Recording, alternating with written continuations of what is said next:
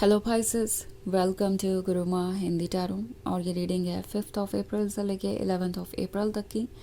तो चलिए देखते हैं आपके लिए क्या मैसेजेस है इस वीक में और आप क्या एक्सपेक्ट कर सकते हैं अपनी लव लाइफ में। Messages for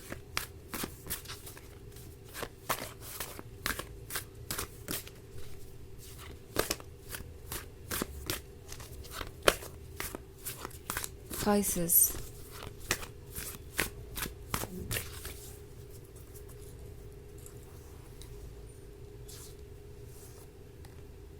Three of Wands, the Devil,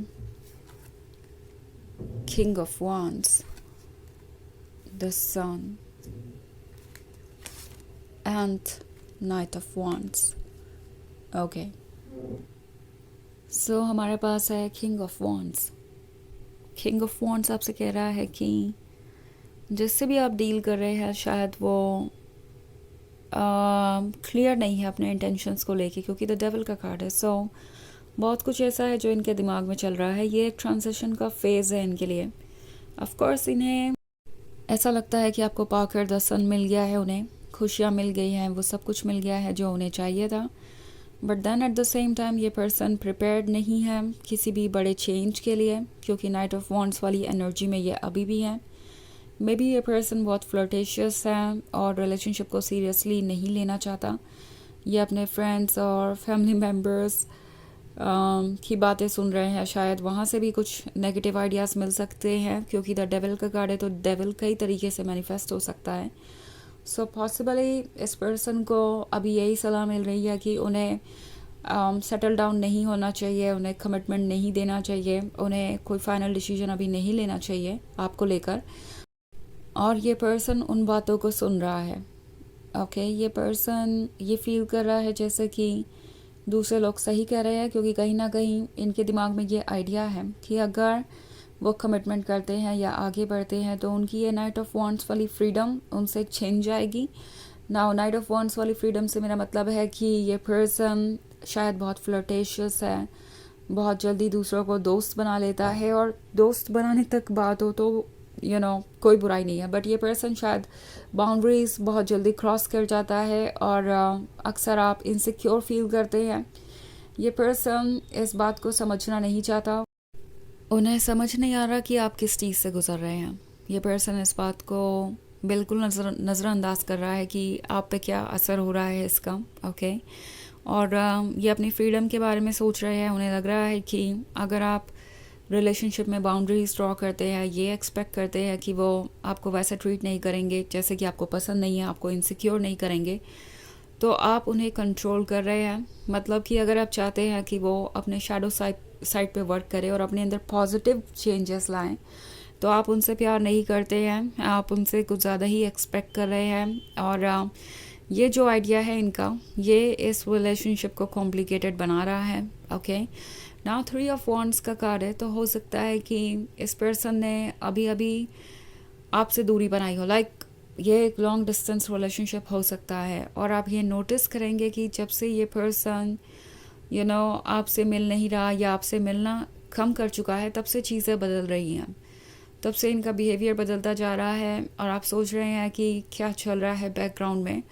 eight the same time night of wands वाली चीज़ आपको बहुत परेशान कर रही है, आप बिल्कुल भी कंफर्टेबल नहीं हैं। तो अगर ये सिचुएशन है तो टैरो आपसे कह रहा है कि आपको अवेयर रहने की ज़रूरत है। आपको ये डिसाइड करने की ज़रूरत है कि जो आप चूज़ कर रहे हैं वो आपके लिए कितना अच्छा है, क्योंकि द सन का कार्ड क्लियरली ये शो कर रहा है आपके बीच एक अच्छी बॉन्डिंग, एक अच्छी केमिस्ट्री हो सकती है। जब बात आती है लव और रोमांस की, तो इनकी कंपनी आप बहुत इन्जॉय करते हैं, बिकॉज ये जानते हैं कि इन्हें क्या कहना है, किस तरीके से आपको ट्रीट करना है। बट देन जब भी कुछ सीरियस आप एक्सपेक्ट करते हैं, सिर्फ वर्ड्स से ज़्यादा, सिर्फ रोमांस से ज़्यादा, तो ये पर्सन शायद अपने पाँव पीछे खींच लेता है। ये पर्सन ये फील करता है जैसे कि आप उनकी आज़ादी छीन रहे हैं, उन्हें कंट्रोल कर रहे हैं, या अगर वो इस रिलेशनशिप में आते हैं तो उन्हें क्या क्या चैलेंजेस फेस करने पड़ेंगे। सो ये पर्सन अचानक से बहुत जजमेंटल हो जाता है और सोचने लगता है फ्यूचर के बारे में। इवन इफ़ अगर उन्हें आपका साथ चाहिए भी, तो भी बस उन्हें इतना ही चाहिए कि आप एक रोमांटिक लवर बने रहें और उनकी बातों पे भरोसा करें, बट उनसे कुछ रियल एक्सपेक्ट ना करें और किसी भी तरीके का चेंज एक्सपेक्ट ना करें।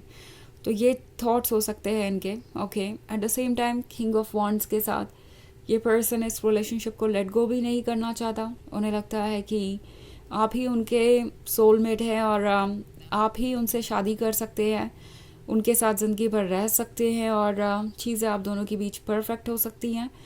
बट फिर भी ये पर्सन इसीलिए पीछे हटता है कि क्या हो अगर आप उनसे कुछ चेंजेस चाहें। ओके, शादी का ड्रीम वो देख तो रहे हैं, बट आपके लिए वो शादी कितनी खुशी से भरी हुई होगी ये सोचने वाली बात है। लाइक क्या आप सेटिस्फाइड हैं पूरी तरीके से उनके बिहेवियर से, या इस तरीके का बिहेवियर आपको हर्ट कर रहा है, ये सवाल आपके लिए होगा। ओके, बिकॉज ये पर्सन आगे बढ़ना चाहेगा बट बिना किसी चेंज के, ओके, और बिना किसी एक्सपेक्टेशंस के। और ये आपको डिसाइड करना होगा कि क्या आप ये अलाउ कर सकते हैं। हालांकि ये एक जर्नल रीडिंग है तो ये सबसे रेजोनेट नहीं होगी, एनर्जी रिवर्स हो सकती है अगर आप क्रॉस वॉचर हैं। इसके अलावा अगर आप पिछले वीक की रीडिंग देखना चाहें या ईयरली रीडिंग देखना चाहें 2025 की, तो उसका लिंक आपको डिस्क्रिप्शन बॉक्स में मिल जाएगा हमेशा की तरह। तो चलिए आगे बढ़ते हैं और देखते हैं और क्या मैसेजेस हैं आपके लिए। Messages for Pisces, Page of Swords, Justice, Eight of Wands, the Chariot, and the Nine of Pentacles in reverse. Okay. Justice आपसे कह रहा है कि बैलेंस अचीव करना मुश्किल है, बट इस रिलेशनशिप को अगर आप कंटिन्यू करना चाहते हैं तो बैलेंस मेंटेन करना आपके लिए ज़रूरी होगा। बिकॉज बैलेंस मेंटेन करने के लिए जो भी स्टेप्स आपको लेने पड़ेंगे, लाइक प्रॉब्लम्स को फिगर आउट करना और उनसे ये डिस्कस करना कि किस तरीके से चीज़ें ठीक होगी, वो हो सकता है इस पर्सन को ट्रिगर करें। ये पर्सन इसके लिए प्रिपेयर्ड नहीं होगा और इसकी वजह से आप परेशान हो सकते हैं। और चारों आपसे कह रहा है कि चीज़ें चाहे जितनी भी डिफ़िकल्ट हो उनको फेस करना ज़रूरी है। सो अगर कोई बात आपको परेशान कर रही है तो उसे डिस्कस करना भी ज़रूरी है, अदरवाइज़ आपको उसका सॉल्यूशन नहीं मिलेगा। एंड द थिंग इज़ कि अगर किसी प्रॉब्लम के बारे में डिस्कशन करने से कोई हिचकिचा रहा है या अवॉइड कर रहा है उस डिस्कशन को, तो वो रिलेशनशिप आपके लिए फिर कितना हेल्दी होगा फ्यूचर में। ये भी एक मैसेज दे रहा है। ये जो पूरा ये जो पूरी रीडिंग है आपसे यही कह रही है कि आपको चीज़ों को देखना चाहिए केयरफुली। पेज ऑफ सोर्ड्स का कार्ड है, तो ये पर्सन आपको वॉच कर रहा है और यही एक्सपेक्ट कर रहा है कि आप चीज़ों को चेंज करेंगे या आप ही फिर से एक बार कॉम्प्रोमाइज़ करके इस रिलेशनशिप को आगे बढ़ाना चाहेंगे। आप अगर ऐसा करना चाहें तो डेफिनेटली आप कर सकते हैं, बट जस्टिस का कार्ड आपको याद दिला रहा है कि जस्टिस बहुत ज़रूरी है खुश रहने के लिए। बिकॉज जब तक जस्टिस नहीं होगा आप हमेशा इनसिक्योर या इग्नोर्ड महसूस करते रहेंगे। सो जस्टिस करिए अपने साथ, उन चीज़ों को चूज़ कीजिए जो आपके लिए अच्छी है। और अगर आप ऐसा नहीं करते हैं तो इस तरह की सिचुएशन बार बार क्रिएट होती रहेगी। बिकॉज जहाँ भी डिसबैलेंस होता है वहाँ पे चीज़ें वर्क नहीं करती, और ये तब तक वर्क नहीं करती जब तक यूनिवर्स इसे ठीक नहीं कर देता खुद ही किसी सिचुएशन के थ्रू, या फिर आपको मजबूर नहीं करता उन चीज़ों पे वर्क करने के लिए। सो द चैरियट का कार्ड है, तो डेफिनेटली इस समय जो डायलेमा है वो आपको मैसेज दे रहा है। 9 ऑफ पेंटिकल्स रिवर्स में है, मैं देख रही हूँ। तो शायद ये पर्सन बहुत बदल चुका है और आपको ऐसा लग रहा है कि ये रिलेशनशिप आपके लिए बना ही नहीं है। 8 ऑफ वॉन्ड्स का कार्ड है, तो बहुत सारे लोगों के लिए ये एक नया रिलेशनशिप भी हो सकता है। बट एनीवेज सिचुएशन चाहे जो भी हो, टैरो आपको यही कह रहा है कि आपको फिगर आउट करना चाहिए कि क्या ये पर्सन वो पर्सन है जो आपके ड्रीम्स को पूरा कर सके। क्या वाकई में 9 ऑफ पेंटिकल्स जो आप मैनिफेस्ट करना चाहते थे वो हो सकते हैं, या ये बस एक प्रॉमिस ही आपको दे सकते हैं। ये डिसाइड करना पड़ेगा आपको अपने वेलबींग के लिए। तो चलिए देखते हैं आपके लिए ऑरेकल मैसेज क्या है।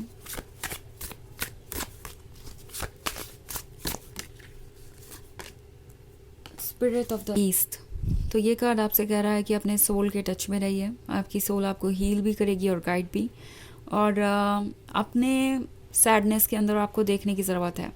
कि ये आपको क्या मैसेज दे रहा है, इस सैडनेस के पीछे क्या रीज़न है, ये सैडनेस इनफैक्ट है क्यों यहाँ पे। ये शायद आपको ये रिमाइंड करवाने के लिए है कि ये सिचुएशन आपके लिए अच्छी नहीं है और इसे सॉर्ट आउट करना ज़रूरी है, अदरवाइज़ आप इस पेन से दोबारा गुजर सकते हैं। तो केयरफुल रहिए अपने चॉइसेस के साथ, बस यही आपके सोल का कहना है। तो यह है रीडिंग इस वीक की। आई होप आपको अच्छी लगी होगी। Thanks for watching. Till next video, bye.